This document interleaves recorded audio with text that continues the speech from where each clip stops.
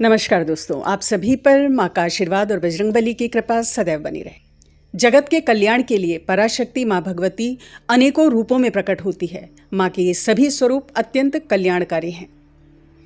और जब कोई भी एक व्यक्ति देवी के किसी भी एक स्वरूप के प्रति एक निष्ठ हो जाता है, पूर्ण समर्पित हो जाता है, तो एक ममतामयी माँ के रूप में वो अपने बच्चों के जीवन में प्रवेश करती हैं और उसकी सभी ज़रूरतों को पूरा करती हैं। जिस प्रकार एक माँ अपने बच्चे का अच्छा बुरा भली भांति जानती है, उसी प्रकार माँ भगवती एक ममतामयी माँ के रूप में अपने भक्तों के सदैव साथ रहती हैं, उनका ध्यान रखती हैं।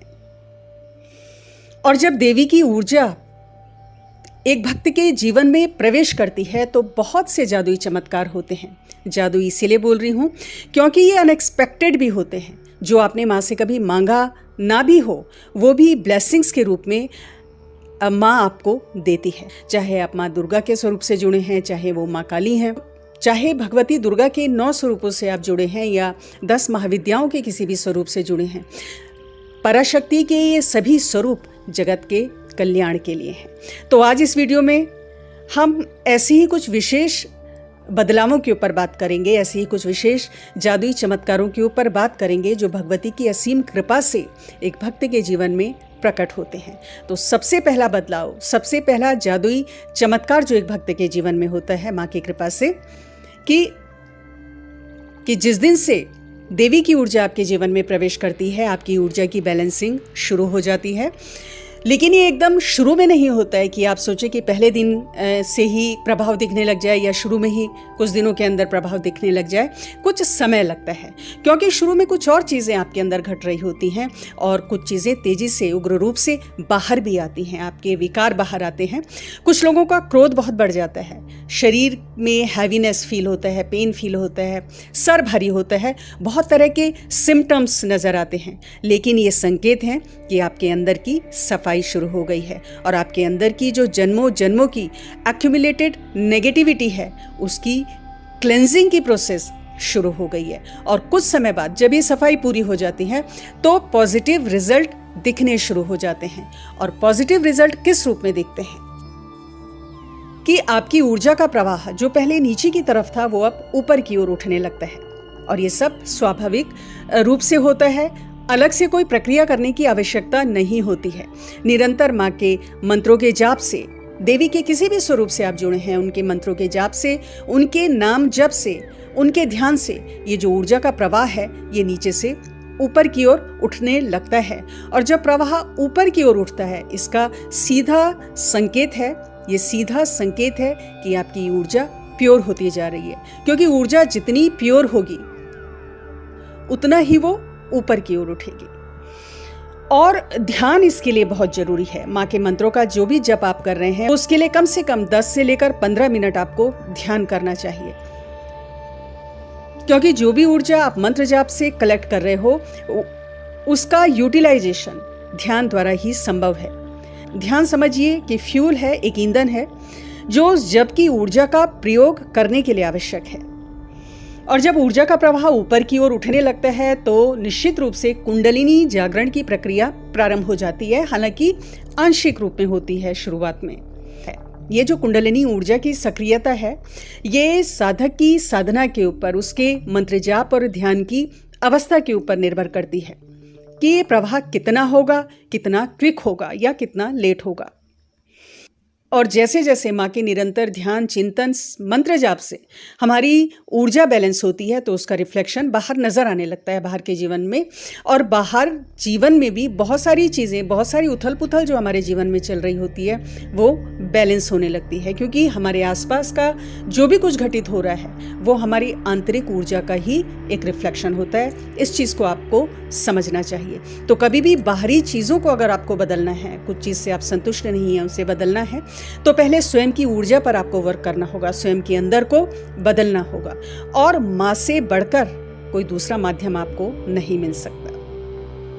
दूसरा मैजिकल बदलाव कि आपके कर्म बंधन तेजी से कटते हैं। तो माँ की भक्ति में परीक्षाएं भी होती हैं। ध्यान रखें, जब भी आपके कर्म कटते हैं तो परिणाम स्वरूप कुछ परीक्षाएं भी आपकी होती हैं जो बहुत कठिन भी हो सकती हैं और कई बार चीज़ें बहुत मुश्किल नज़र आती हैं। उनका सॉल्यूशन दिखता नहीं उस समय। लेकिन जब माँ पर विश्वास होता है तो ये कठिन समय जल्दी गुजर जाता है और एक नया सवेरा लेकर आता है, एक नई सीख, एक नई नॉलेज लेकर आता है। जो भी हमारे जीवन में अननेसेसरी है वो हटता चला जाता है और जो भी हमारे उत्थान के लिए आवश्यक है, जो भी हमें पॉजिटिविटी दे रहा है, उससे माँ हमें जोड़ देती है। क्योंकि माँ अपने भक्तों का पूरी तरह से ट्रांसफॉर्मेशन कर देती है और ये तब होता है जब पुराना हटता है, तभी नए की नींव भी पड़ती है। और ये पुराना कुछ भी हटता है तो तकलीफ भी होती है, लेकिन एक नई शुरुआत के लिए ये एक बहुत जरूरी प्रोसेस है जिसे माँ से बढ़कर और कौन समझ सकता है। तीसरा, मैजिकल ट्रांसफॉर्मेशन, मैजिकल बदलाव जो आपके अंदर आता है माँ की भक्ति से। आपकी डिपेंडेंसी दूसरों पर खत्म हो जाती है, माँ आत्मविश्वास देती है। आप अपने अंदर देवी की ऊर्जा को, उसकी शक्ति को महसूस करते हो, एक विश्वास पैदा होता है। और माँ के जितने भी भक्त हैं, ये ट्रांसफॉर्मेशन, ये बदलाव की कॉन्फिडेंस लेवल बढ़ जाता है, दूसरों पर डिपेंडेंसी खत्म हो जाती है। सभी ने महसूस किया होगा। संकट अगर आपके सामने है भी तो उनसे लड़ने की एक क्षमता, एक कैपेबिलिटी माँ की कृपा से मिलती है। आप खुद भी अपने को नोटिस करें कि माँ की पूजा प्रारंभ करने से पहले जो आप थे, जो आपकी कैरेक्टरिस्टिक्स थी, वो अब नहीं है। आप चेंज हो गए हो। पहले जितना भय लगता था अब उतना नहीं लगता। पहले लोगों से मिलने में हिचकिचाहट होती थी, आत्मविश्वास नहीं होता था, नर्वस फील करते थे। लेकिन माँ से जुड़ने के बाद आप लोगों से आत्मविश्वास से मिलते हो, बिना हिचकिचाहट मिलते हो, नर्वसनेस नहीं फील होती। दूसरी बात, मन शांत रहता है, छोटी छोटी बातों पर मन विचलित नहीं होता है। अपने आप में आप प्रसन्न रहते हो बिना किसी विशेष कारण के। ये सब बदलाव होते हैं जब भगवती की ऊर्जा जीवन में सक्रिय हो जाती है। तीसरा मैजिकल बदलाव, आपकी सेंसिटिविटी बढ़ जाती है, विशेषकर दूसरों के प्रति हर चीज को लेकर। और आपके खुद के अंदर एक मातृत्व भाव पैदा होता है हर किसी के प्रति। चूंकि देवी माँ का हर स्वरूप ममतामयी है और ईष्ट के गुण भक्त के अंदर आते ही आते हैं। साथ ही दूसरों की एनर्जी को, उनकी भावनाओं को आप आसानी से समझ लेते हो, पहले से बेहतर समझते हो। और यहाँ पर ये चीज नोटिस करें कि दूसरों की प्रॉब्लम्स या परेशानी को आप पहले भी समझते थे, दुखी भी होते थे, लेकिन माँ से जुड़ने के बाद नजरिया बदल गया। अब उस पर्सन की हेल्प कैसे करनी है, उस प्रॉब्लम का सॉल्यूशन कैसे निकालना है, इस पर आपकी एनर्जी वर्क करती है। तो ये प्रेरणा कहाँ से आ रही है? ये माँ की शक्ति है, उनकी ऊर्जा है जो आपको ऐसा करने के लिए प्रेरित कर रही है। स्वयं आपके जीवन में कोई प्रॉब्लम आती है तो आप विचलित नहीं होते हो, वरन सॉल्यूशन पर काम करते हो। और इतनी बड़ी ब्लेसिंग, इतना बड़ा आशीर्वाद भगवती के सिवा और कौन दे सकता है। चौथा, जो मैजिकल चेंज अंदर आता है कि भगवती अपने भक्तों को संपूर्णता का जीवन देती है। चारों पुरुषार्थ, धर्म, अर्थ, काम, मोक्ष, इन चारों का संतुलन माँ की कृपा से होता है। धर्म अर्थात जीवन के नैतिक मूल्य, जीवन के सही तौर तरीके, जो भी उत्तरदायित्व है, इनके प्रति किस प्रकार का नजरिया रखना है, यही धर्म है। एक सकारात्मक सोच रखनी है, यही धर्म है। अर्थ अर्थात भौतिक जीवन से जुड़ी हुई जो भी आवश्यकताएं हैं। काम अर्थात इच्छाएं, सभी प्रकार की क्रियाएं। और मोक्ष यानी मुक्ति, आध्यात्मिक स्वतंत्रता, जन्म मृत्यु के चक्र से मुक्ति। तो ये चारों पुरुषार्थ माँ की कृपा से बैलेंस हो जाते हैं। माँ की कृपा से भक्तों की आध्यात्मिक जागृति होती है, उनकी भौतिक उन्नति होती है। सभी कामनाओं की पूर्ति होने के साथ साथ मोक्ष के प्रति ऐसा व्यक्ति अग्रसर होता है।